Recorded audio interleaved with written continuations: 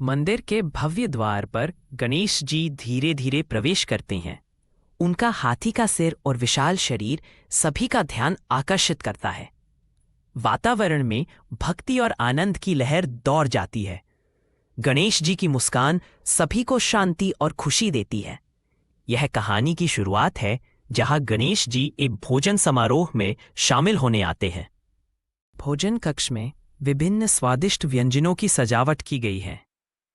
रंगीन थालियों पर मिठाई, फल और मसालेदार व्यंजन सजे हुए हैं। हर तरफ खुशबू फैली हुई है। गणेश जी भोजन की ओर आकर्षित होते हैं और मुस्कुराते हुए आगे बढ़ते हैं।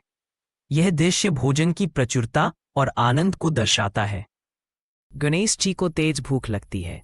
उनका पेट गड़गड़ाता है और वे भोजन की ओर ललचाई नजरों से देखते हैं। भोजन की प्रचुरता देखकर उनकी इच्छा और बढ़ जाती है। यह क्षण उनकी भूख और भोजन के प्रति आकर्षण को दर्शाता है।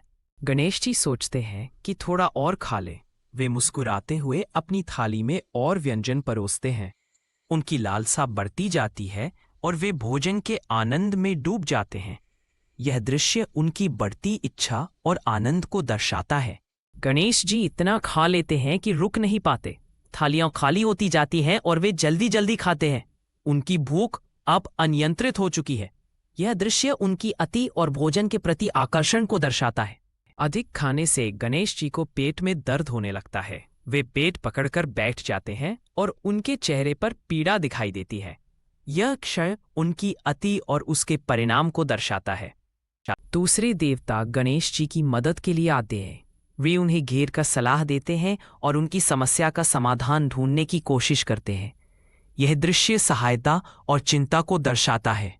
देवता गणेश जी को आराम देने का तरीका सोचते हैं। वे जड़ी बूटियों और मंत्रों का उपयोग करते हैं। गणेश जी को धीरे धीरे राहत मिलने लगती है। यह दृश्य उपाय और राहत को दर्शाता है। गणेश जी समझते हैं कि संयम जरूरी है। वे अपनी अति से सीख लेते हैं और भविष्य में संयम बरतने का निर्णय लेते हैं। यह दृश्य सीख और संयम को दर्शाता है। कहानी का समापन होता है। गणेश जी अपनी गलती से सीख लेते हैं और भविष्य में संयम बरतने का निर्णय लेते हैं।